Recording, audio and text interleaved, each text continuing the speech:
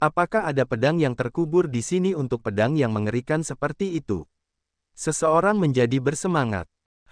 Namun, pada saat ini, ki pedang tiba-tiba meningkat, seolah-olah seberkas cahaya meletus keluar, dan teror itu tak tertandingi. Beberapa orang terlalu dekat, dan tidak ada peringatan bahwa ki pedang menyembur keluar. Mereka tidak dapat melarikan diri. Dalam sekejap, 3 orang terbunuh oleh roh pedang. Sisanya mundur dengan cepat, ketakutan. Ledakan.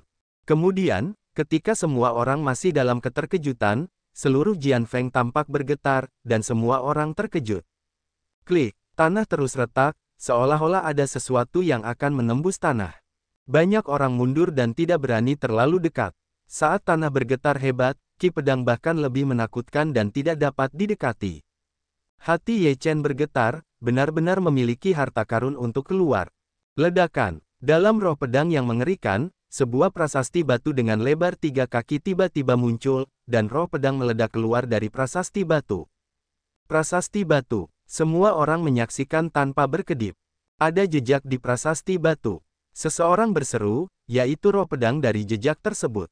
Alis Ye Chen membeku. Jejak ini pasti sangat berharga untuk dipahami. Jika Anda memahaminya sepenuhnya, Anda akan mengalami peningkatan besar dalam kultivasi kendo. 1 bagian, 2 bagian. Ada sejumlah orang, totalnya 72 bagian, masing-masing prasasti kuno adalah tanda jalan. Saya belum pernah mendengar tentang 72 prasasti kuno seperti itu di Jian Feng. Sepertinya kita beruntung. Ini pertama kalinya kita muncul. Beberapa orang bersemangat. Semua prasasti batu muncul, setinggi 1 kaki, dan cahaya pedang di atasnya ribuan arah, menutupi area sekitarnya, membuat orang tidak dapat mendekatinya. Pergerakan prasasti batu menarik semua orang yang memasuki Jian Feng. Saat ini, banyak orang menatap prasasti batu dengan mata membara, tetapi mereka dalam masalah lagi. Di bawah roh pedang yang mengerikan seperti itu, mereka tidak dapat mengerti. Mata Ye Chen menyapu 72 prasasti kuno, dan jejak setiap prasasti berbeda. Tampaknya setiap prasasti kuno mewakili jenis Tao dan akal sehat. Cahaya pedang tidak menghilang. Semua orang hanya bisa menonton. Ye Chen duduk dengan lutut bersilang. Pandangannya tertuju pada prasasti batu pertama di sebelah kiri. Dia dengan hati-hati mengamati jejak jalan, yang sama rumit dan tak tertandingi seperti pola jalan. Ye Chen memejamkan mata dan mulai mengerti. Banyak orang juga duduk di tempat yang sama untuk mulai memahami. Karena mustahil untuk mendekati mereka dan mengamati mereka, lebih baik duduk dan memahami. Butuh waktu sekitar 3 jam bagi Ye Chen untuk merasakan sedikit. Ketika dia menyadari beberapa dari mereka, dia bahkan lebih terkejut. Dia menemukan bahwa jika dia memahami jejak pada prasasti batu, dia pasti akan memperkuat kendonya. Cahaya pedang tiba-tiba muncul di benak Ye Chen, yang memotong kekosongan dan sangat sombong. Memotong langit dengan 1 pedang. Ye Chen tercengang. Bagaimana teknik pedang memotong langit tiba-tiba muncul di benaknya. Selanjutnya, Ye Chen menemukan bahwa gerakan memotong langit dengan 1 pedang diulang dalam benaknya, dan kekuatannya menjadi semakin mendominasi dan menakutkan, seolah-olah ada dunia yang terputus oleh pedang ini. Ye Chen terkejut. Apakah menurutmu jejak pada prasasti kuno dapat membantunya meningkatkan kekuatan teknik pedangnya? Mengerikan. Hati Ye Chen terkejut. Benar-benar tak terbayangkan. Jejak-jejak ini sungguh luar biasa. Meski terkejut, tetapi juga sangat bersemangat. Gerakan menebas udara dengan 1 pedang berulang kali muncul di benak Ye Chen. Dengan 1 pedang, napas pedang dihembuskan dan dihembuskan. Dengan 1 pedang, langit dan bumi terbunuh. Dengan 1 pedang, 10.000 pedang ki dan makhluk yang tak terhitung jumlahnya semuanya sia-sia. Apakah ini pertunjukan memotong udara dengan 1 pedang hingga ekstrim? Sungguh mengerikan. Ye Chen bersemangat. Pedang ini terlalu mengerikan. Setelah sehari, Ye Chen memahami prasasti kuno pertama. Dia telah sepenuhnya memahami makna mendalam dari 1 pedang untuk memotong langit, yang akan menjadi semakin menakutkan dengan promosi wilayahnya. Kapan 72 prasasti kuno akan selesai? Ye Chen menghela napas dan turun dengan kecepatan sedemikian rupa sehingga dia paling banyak dapat memahami 7 atau 8 prasasti batu. Ye Chen berpikir sejenak, dan akhirnya membuat keputusan. Karena dia tidak dapat sepenuhnya memahami, dia hanya akan menyegel tanda jalan pada prasasti batu ini di waktu berikutnya, dan kemudian memahaminya dengan saksama. Ye Chen tidak lagi mulai memahami, mulai menyegel, semua jejak pada prasasti batu ini dalam pikirannya. Jejak-jejak ini sangat rumit, dan tidak mudah untuk menyegelnya. Kita perlu memberi perhatian besar pada mereka. Jika kita membuat sedikit kesalahan, kita akan jauh. Jiwa Ye Chen kuat, tetapi dia tidak memiliki kecerobohan. 1 jam kemudian, Ye Chen mengukir tanda jalan di prasasti batu kedua. Namun, tiba-tiba, seperti 2 kacang polong yang bergetar hebat, dia tiba-tiba menemukan bahwa sebuah prasasti dalam diagram Taiji Bagua muncul, yang persis sama dengan yang baru saja dia ukir. Ye Chen terkejut dan senang bahwa situasi seperti itu akan terjadi. Ye Chen segera mengukir tanda jalan pada prasasti batu ketiga, dan 1 jam berlalu. Ketika tanda jalan pada prasasti batu itu dipotong, prasasti kuno yang tidak nyata lainnya muncul dalam gambar 8 trigram Tai Chi. Sungguh menakjubkan, Ye Chen terkejut dan terus mengukir. Pemotongan segel depan relatif halus, dan hampir 1 jam setelah dibuka. Namun, Ye Chen menemukan bahwa jejak di belakang semakin rumit, dan pemotongan segel sangat sulit, apalagi dipahami. Dengan cara ini, Ye Chen menghabiskan 7 hari untuk menyegel semua jejak pada 71 prasasti kuno. Dalam 8 diagram Taiji, ada 71 prasasti kuno. Ye Chen menarik napas dan berkata pada dirinya sendiri, waktunya tepat. Ini adalah hari ke-15. Setelah hari itu, seluruh susunan Jianfeng dipulihkan lagi. Tidak seorang pun bisa masuk. Ye Chen meninggalkan monumen kuno, tidak perlu terus tinggal di sini. Pada saat-saat terakhir, dia mencari tempat lain di Jianfeng untuk melihat apakah ada panen lainnya. Berbalik untuk waktu yang lama, tidak ada panen. Ye Chen melihat ke langit dan berkata pada dirinya sendiri, aku ingin pergi. Saat ini, banyak orang mulai bergegas keluar dari Jianfeng. Ye Chen juga bergegas keluar dari Jianfeng ketika susunan akan pulih. Di dalam Jianfeng, Ye Chen merasa bahwa Ki Pedang terus-menerus menguat dan menjadi semakin menakutkan. Susunan Jianfeng sepenuhnya dipulihkan, dan mereka yang tidak keluar hanya dapat dimusnahkan. Panen ini tidak buruk. Aku harus menemukan tempat untuk memahami jejak pada prasasti batu kedua. Ye Chen berkata pada dirinya sendiri. Banyak orang telah pergi, tetapi Ye Chen masih di dekat Jianfeng. Dia menemukan tempat untuk melakukannya dengan berlutut, tidak bergerak, dan mengamati Jianfeng selama 3 hari. Kekuatan pedang. Mata Ye Chen tiba-tiba memancarkan aura pedang. Setelah mengamati Jianfeng selama 3 hari, dia hanya merasakan aura pedang. Meskipun itu hanya jika tidak ada apa-apa, Ye Chen merasa sangat mengerikan. Puncak pedang ini memiliki cita rasa yang unik. Pada saat itu, beberapa pendekar pedang yang kuat mempelajari Tao di sini, dan kekuatan pedang ada di sini untuk waktu yang lama. Jika saya bisa mengerti sedikit, itu akan menjadi semacam sifat. Ye Chen berpikir sejenak dan mulai tenang dan terus berlatih.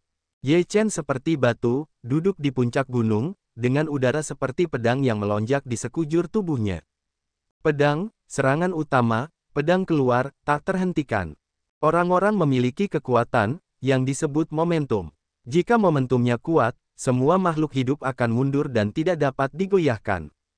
Jika pedang memiliki kekuatan, itu disebut kekuatan pedang. Jika kekuatan pedang kuat, semuanya akan hancur dan tak terhentikan. Kekuatan pedang. Hati Ye Chen terus-menerus muncul 2 kata ini, seluruh orang memancarkan momentum tanpa disadari. Momentum ini seperti pedang, memiliki rasa yang tajam dan dapat digunakan untuk menutup tenggorokan. Seluruh tubuh Ye Chen seperti pedang, bersinar dengan cahaya pedang. Momentum pedang itu membumbung tinggi ke langit, seolah-olah dunia ini adalah satu-satunya. Semuanya akan hancur di bawah pedang ini. Tiba-tiba, Jianfeng bergetar, dan roh pedang yang ganas menyerbu ke arah Ye Chen, yang sangat menakutkan. Namun, roh pedang seperti itu tidak menyerang Ye Chen, tetapi terintegrasi ke dalam kekuatan pedang Ye Chen, yang membuat kekuatan pedang Ye Chen semakin menakutkan. Ye Chen terkejut dengan kekuatan yang tiba-tiba seperti itu. Kekuatan pedangnya bahkan mengaitkan roh pedang yang terkandung dalam puncak pedang dan terintegrasi dengan kekuatan pedangnya. Kemudian, ketika Ye Chen melihat Jianfeng lagi, matanya bukan puncak, tetapi pedang. Dengan momentum pedang yang kuat, hati Ye Chen tiba-tiba bergetar. Itu adalah pedang. Cahaya pedang itu 10.000. Itu langsung menuju ke langit. Aku ingin pergi ke langit. Momentum yang ganas dan mengerikan melonjak di atasnya, membuat Ye Chen merasakan tekanan yang mengerikan. Ledakan. Kekuatan pedang itu benar-benar menekan ke bawah, menekan Ye Chen untuk merasakan napas yang berat, sangat tidak nyaman. Ye Chen meraung, dan kekuatan pedang meletus di sekujur tubuhnya untuk melawan, tetapi kekuatan pedang itu terlalu mengerikan bagi Ye Chen untuk digoyahkan. Ye Chen tidak menyerah sama sekali. Dia terus bekerja keras selama 1 hari, 2 hari, 3 hari. 7 hari kemudian, Ye Chen masih melawan, dan pedang itu masih tidak bergerak, tidak jatuh atau menghilang. Ini semacam penempaan. Ye Chen bangun dan tersenyum di sudut mulutnya. Ini adalah ciptaannya yang hebat. Jian Feng sebenarnya membantunya berlatih kendo. Bisakah kita mengatakan bahwa Jian Feng telah membangkitkan semangat? Ye Chen tiba-tiba memikirkan hal ini, hatinya tiba-tiba bergetar. Segala sesuatu dapat menumbuhkan makhluk abadi. Jika tanaman dan pohon dapat menumbuhkan roh, itu dapat dianggap sebagai budidaya makhluk abadi yang sejati. Namun, peluang seperti itu terlalu kecil, dan itu membutuhkan lingkungan yang sangat khusus atau kesempatan besar untuk memiliki kesempatan untuk membangkitkan roh. Dalam perjalanan waktu, dan puncak pedang tampaknya memenuhi persyaratan. Selain itu, puncak Jian Feng sangat tinggi, dan dapat menyerap aura langit dan bumi. Ye Chen mulai menganggap kekuatan pedang Jian Feng sebagai semacam pelatihan, dan berusaha sekuat tenaga untuk meluncurkan kekuatan pedang dan terus-menerus melawan. Setelah setengah bulan, sudah waktunya bagi Jian Feng untuk terbuka lagi. Sungguh roh pedang yang kuat. Seseorang berlatih di sini. Biksu yang datang untuk mencari harta karun merasakan roh pedang yang kuat dan terkejut saat itu. Setelah itu, banyak orang datang untuk melihat Ye Chen berlatih tidak jauh. Seluruh tubuhnya penuh dengan ki pedang, dan momentumnya sangat mengerikan. Dia bahkan menyentuh roh pedang Jian Feng. Beberapa orang merasa ngeri. Siapakah orang ini? Seberapa kuatnya? Semakin banyak orang datang ke Jian Feng, dan hampir semuanya memperhatikan Ye Chen. Mereka semua terkejut. Pada saat ini, kekuatan pedang Jian Feng tiba-tiba mundur, dan kekuatan pedang Ye Chen tiba-tiba meletus dan melesat ke langit, yang sangat luas dan menakutkan. Ye Chen telah berada di bawah tekanan selama setengah bulan. Dia tidak tahu seberapa kuat kekuatan pedangnya. Sekarang setelah belenggu dilepaskan, pedangnya telah melesat di luar kendali, seolah-olah akan menghancurkan seluruh langit. Sungguh momentum yang mengerikan, sangat kuat. Banyak orang merasakan kekuatan pedang Ye Chen dan terkejut. Mata Ye Chen tertuju pada Jian Feng, lalu dia memberi hormat kepada Jian Feng dan berkata, "Terima kasih atas nasihatmu. Aku akan mengingatnya." Turunlah ke Jian Feng. Pada saat ini, pikiran Ye Chen tiba-tiba bergema dengan sebuah suara. Ye Chen terkejut dan menatap Jian Feng dengan kaget. Segera, Ye Chen bergegas ke Jian Feng secara langsung. Semua orang tercengang. Apa yang ingin dia lakukan? Apakah Anda ingin menerobos Jian Feng dengan paksa? Dia mencari kematian. Ada kemanusiaan. Namun, pada saat dia berkata, Ye Chen memasuki Jian Feng tanpa kerusakan apapun.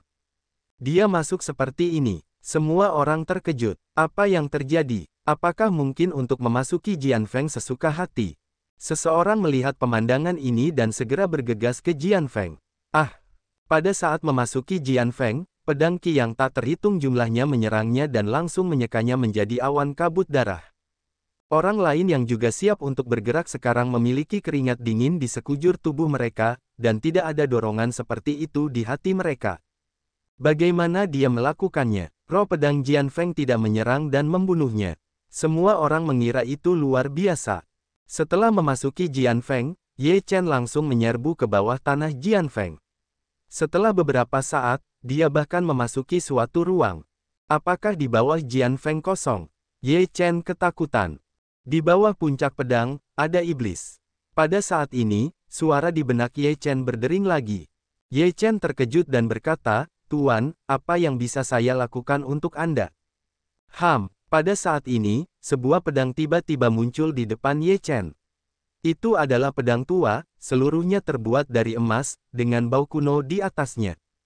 Pedang emas itu berdiri di depan Ye Chen, dan sebuah suara bergema di benaknya, apakah kamu tahu mengapa roh pedang Jianfeng melemah setiap kali bulan purnama? Ye Chen melihat pedang emas panjang itu dan merasa luar biasa. Pedang ini benar-benar harta pedang. Bahkan pedang itu menghasilkan roh pedang yang begitu kuat. Ye Chen menggelengkan kepalanya. Karena iblis di bawah pedang cukup kuat untuk menjadi lebih kuat pada hari bulan purnama, dan menyerap esensi matahari dan bulan, dan kemudian menyingkirkan tindakan keras. Sekarang aku hampir tidak bisa menekannya. Apa yang bisa kulakukan? Ye Chen bertanya. Kau orang yang beruntung. Diagram 8 diagram Tai Chi dan tas surga dan bumi dewa semuanya ada padamu. Aku butuh diagram 8 diagram Tai Chi dan tas surga dan bumi dewa untuk memperkuat segel dan menekan iblis. Pedang emas itu bersenandung. Ye Chen terkejut. Pedang emas tahu bahwa dia memiliki Tai Chi, 8 trigram, dan tas surga dan bumi. Apa asal-usul pedang itu? Tapi aku tidak bisa mendorong diagram 8 diagram Tai Chi dan tas surga dan bumi para dewa. Ye Chen berkata, tidak masalah, keluarkan saja dan aku bisa mendorongnya, kata pedang emas. Namun, pada saat ini, 8 diagram Tai Chi tiba-tiba berubah. 8 trigram berjalan sendiri, dan cahaya suci tiba-tiba menyelimuti pedang emas. Hati Ye Chen terkejut, dan kemudian dia melihat bahwa pedang emas itu memancarkan jejak roh jahat. Hati Ye Chen bahkan lebih takut. Apakah pedang ini pedang ajaib? Ah, sial, aku tidak menyangka bahwa kamu telah terluka dan masih bisa memiliki kekuatan yang begitu kuat. Dari pedang emas itu terdengar suara yang ganas. Gas ajaib dari pedang panjang keluar dari pedang.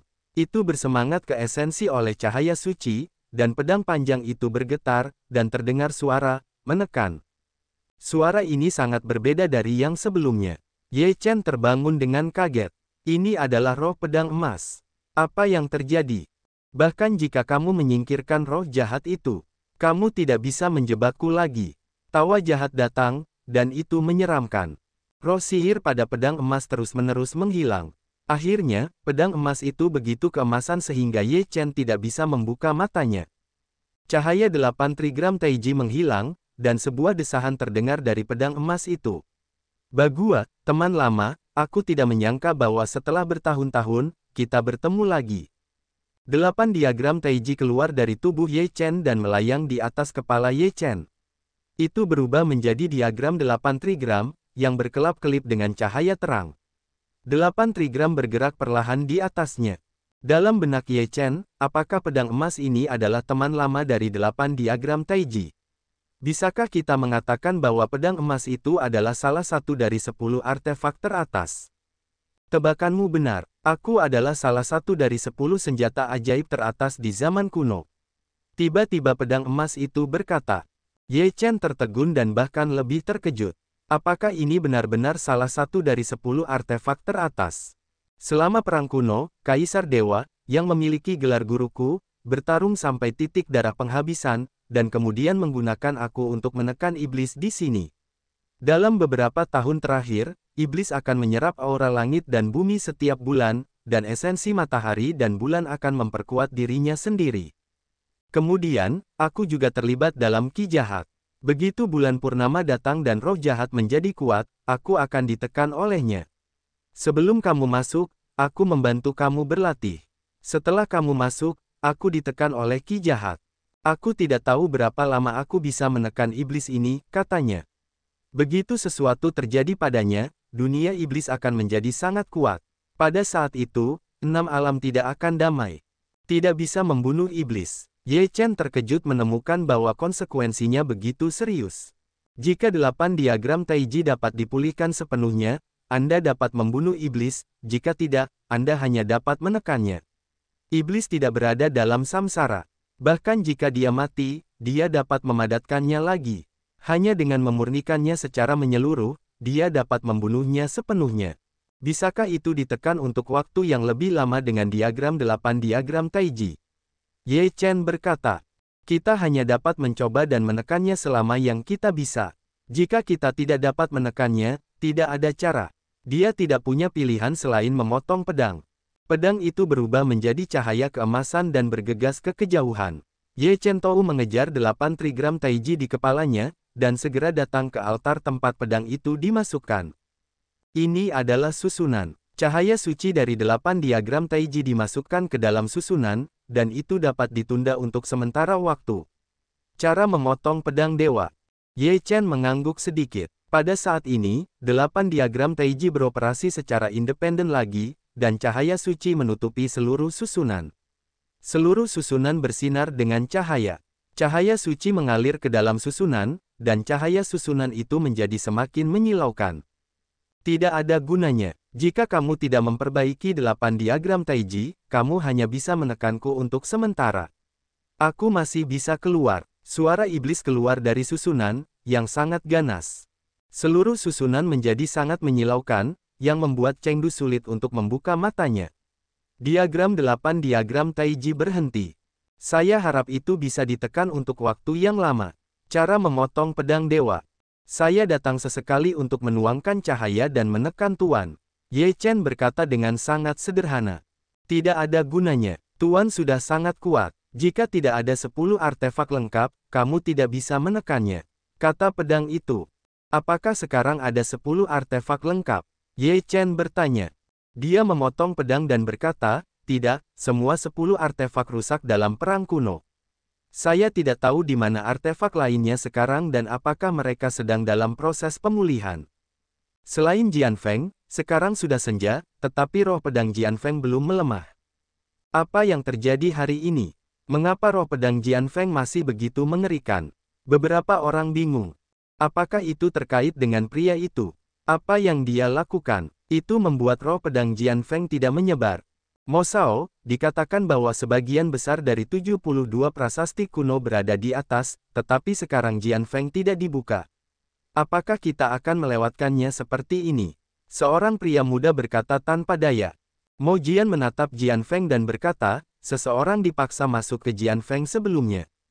Ya, aku sudah melihatnya dengan mata kepalaku sendiri. Orang lain yang ingin masuk akan terbunuh oleh pedang itu. Pemuda lainnya berkata, siapa yang bisa mengabaikan roh pedang yang mengerikan ini? Hati Mo Jian bingung. Bahkan jika itu adalah lantai 9 dari Jian Jijing, dia mungkin tidak bisa mengabaikannya. Bagaimana dia bisa masuk?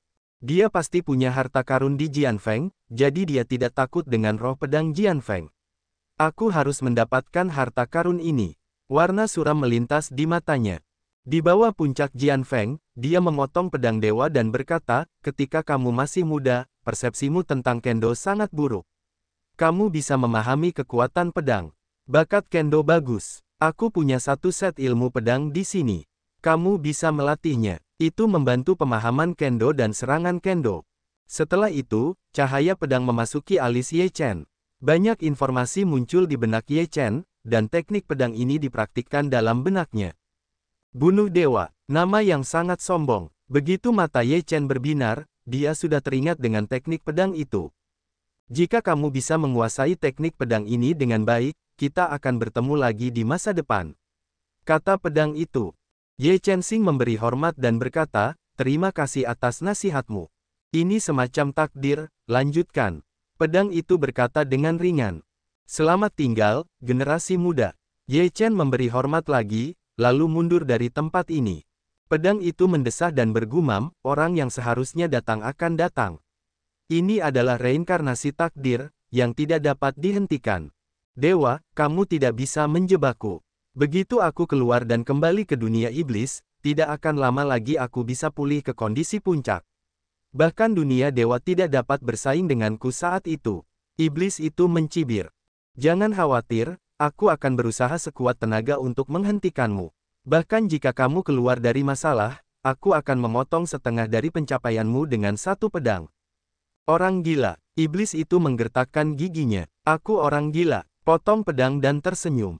Ye Chen bergegas keluar dari ruang di bawah Jianfeng, tetapi menemukan bahwa roh pedang Jianfeng belum melemah, dan tidak ada yang bisa memasuki Jianfeng. Sepertinya setelah segel diperkuat, kekuatan iblis akan melemah, jadi roh pedang Jianfeng tidak akan melemah. Ye Chen tiba-tiba berkata pada dirinya sendiri. Tidak ada yang mengganggu di sini, jadi aku akan berlatih 9 gerakan membunuh dewa di sini. Ye Chen mengangguk sedikit, lalu duduk berlutut dan mulai berlatih. Dalam benak Ye Chen, ada banyak informasi, yang semuanya tentang metode kultivasi 9 bentuk pemotongan dewa. Setelah Ye Chen mengingat semua informasi dalam benaknya, ada 9 gerakan untuk membunuh dewa dalam benaknya. Hanya ada 9 pedang, namun, setiap pedang memiliki kekuatan yang sangat menakutkan. Tampaknya dia benar-benar bisa membunuh dewa. Di luar Jianfeng, banyak orang masih menunggu dan tidak mau pergi. Hari ini hampir berakhir, roh pedang Jianfeng belum melemah. Tidak bisakah dibuka? Beberapa biksu kecewa. Mereka semua datang ke sini setelah mendengar bahwa 72 prasasti kuno muncul di Jianfeng. Orang itu tidak keluar setelah dia masuk. Apakah karena dia? Tinta kecil, apa yang harus kita lakukan? Jika kita tidak melemahkan roh pedang kita, kita tidak bisa masuk sama sekali. Tunggu orang itu keluar. Wajah Mo Jian muram. Di luar Jianfeng, tidak ada yang mau pergi seperti ini. Nilai dari 72 prasasti kuno itu benar-benar terlalu besar. 3 hari kemudian, roh pedang Jianfeng masih belum melemah. Semua orang di luar Jianfeng sedang menunggu Ye Chen keluar. Di puncak pedang, tubuh Ye Chen seperti batu. Dia telah duduk di sini selama 3 hari dan memahami arti dari 9 pedang. Setiap jenis sihir memiliki makna mendalamnya sendiri. Hanya ketika Anda memahami makna yang mendalam, kekuatannya dapat meledak sepenuhnya. Ye Chen membuka matanya sangat cerah, sungguh 9 pedang yang kuat, saya sekarang dapat menunjukkan kekuatannya, tidak cukup untuk memotong pedang dari 10.000 ah. Jika semuanya bisa digunakan, maka, dengan satu pedang, dunia bisa terbelah menjadi 2. Ye Chen tidak melebih-lebihkan. 9 bentuk pemotongan dewa ini adalah keterampilan ilahi yang kuat di dunia ilahi. Ye Chen bangkit dan berkata pada dirinya sendiri, tidak ada pertempuran, tidak ada pemahaman, tidak ada kesempurnaan. Dia harus merasakan makna mendalam dari 9 cara membunuh dewa dalam pertempuran, yang jauh dari efeknya. Ye Chen melangkah dan berjalan keluar dari Jianfeng. Saat ini, semua orang di luar Jianfeng menatap Ye Chen dengan mata membara. Ye Chen melirik semua orang, mengabaikannya, siap untuk pergi. Berhenti, kata seseorang. Ye Chen berhenti dan saling memandang. Ini adalah seorang pria parubaya, menatap Ye Chen dengan dingin, mengapa roh pedang Jianfeng tidak lemah? Mengapa kamu bisa masuk ke Jianfeng? Tanda tanya petik 2. Ye Chen berkata dengan ringan. Begitu, banyak dari kita telah menunggu di sini selama 3 hari. Setiap bulan, Jianfeng akan dibuka tepat waktu. Sejak kamu masuk, ada hal-hal seperti itu. Kamu harus memberikan pertanggungjawaban. Orang parubaya itu bersikap dingin. Apa hubungannya ini denganku? Bisakah aku mengendalikan Jianfeng? Selain itu, apakah aku perlu mempertanggungjawabkannya? Ye Chen berkata dengan dingin. Jadi kamu telah membuat begitu banyak dari kita menunggu dengan sia-sia. Pria parubaya itu berkata. Kamu yang harus menunggu di sini, tetapi aku tidak menyuruhmu menunggu di sini. Apa hubungannya denganku? Ye Chen bersenandung. Jika kamu tidak memberi kami pernyataan, tidak ingin pergi hari ini. Pria parubaya itu berkata dengan marah. Aku pergi, kau tidak bisa menghentikanku. Ye Chen berbalik dan pergi. Mencari kematian. Pria parubaya itu minum dan membunuh tombak di tangannya. Cahaya dingin di mata Ye Chen menyala, dan dia berbalik dan meninju. Kekuatan yang mengerikan membombardir tombak itu, dan tombak itu langsung retak.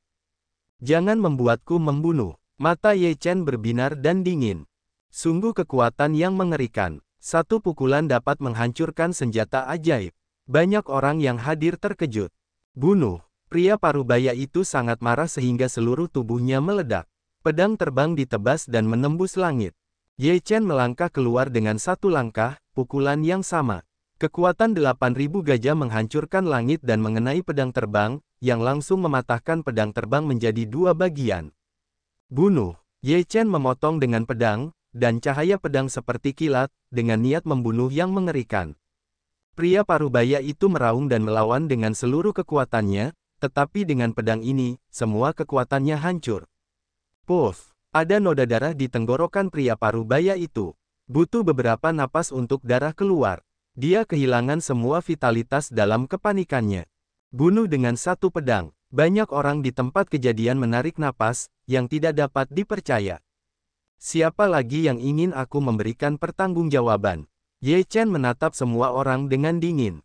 Aku suara acuh tak acuh datang, dan pedang tinta menonjol, memancarkan roh pedang di seluruh tubuhnya, menatap Ye Chen dengan dingin. Ye Chen menatap pedang tinta, memperbaiki pedang. Jika kamu ingin seperti dia, lakukan saja. Ye Chen berkata dengan dingin. Itu nada yang besar. Apakah kamu pikir jika kamu dapat dengan mudah membunuh lantai kedua Zhu Jijing, kamu memenuhi syarat untuk bersaing dengan Mo Shao? Seorang pemuda di samping Mo Jian bersenandung dingin. Aku akan memberimu 3 waktu istirahat. Jika kau tidak bisa mengatakannya, aku akan membunuhmu. Mo Jian menatap Ye Chen dengan dingin dan angkuh, dan sama sekali tidak menatap mata Ye Chen. Tidak perlu 3 waktu istirahat. Jika kau ingin melakukan sesuatu, ayo. Ye Chen mencibir. Karena kau ingin mati, aku akan membuatmu sukses. Katanya. Pedang tinta penuh dengan ki pedang dan penuh napas. Itu adalah latihan ki tingkat ketiga. Itu sangat bagus di antara rekan-rekanku. Memberimu cara untuk hidup. Jika kau tidak menghargainya, kau akan mati. Minuman dingin pedang tinta, dengan roh pedang yang ganas bersiul keluar, bergegas ke Ye Chen. Karena kau juga Jian Xiu, aku akan membiarkanmu mati dengan bermartabat. Suara Ye Chen dingin, dan pedang melintas di matanya. Seluruh tubuhnya meledak dengan momentum pedang yang mengerikan. Seluruh orang itu seperti pedang. Murid Mo Jian mengecil, perbaikan pedang. Pedang yang mengerikan. Tanda seru. 9 cara membunuh dewa. Ye Chen menganggap pedang tinta sebagai orang yang mencoba pedang. Begitu dia bergerak, dia akan memenggal kepala para dewa. Dia memotongnya dengan pedang, dan cahaya pedang menembus langit dan bumi, dan menyapu dengan roh pedang yang mengerikan. Sebagai perbaikan pedang, pedang tinta secara alami sangat sensitif. Dalam sekejap, dia merasakan kengerian pedang ini. Wajahnya berubah drastis dan dia meraung, bunuh dengan pedang tinta. Pedang tinta muncul dan dipotong dengan pedang. Cahaya pedang itu luar biasa. Itu sangat kuat. Ledakan. Namun, di bawah pedang ini, serangan pedang tinta tidak dapat dilawan sama sekali, dan langsung dihancurkan oleh satu pedang. Puff! Lengan Mo Jian yang memegang pedang terpisah dari tubuhnya. Ah! Pedang hitam menutupi lengannya dan menggeram dengan getir. Pedang mematahkan lengan pedang tinta.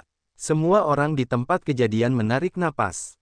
Aku akan membunuhmu. Pedang tinta berlumuran darah, menatap Ye Chen dengan ganas. Dia memiliki gelar jenius pertama di kota hitam.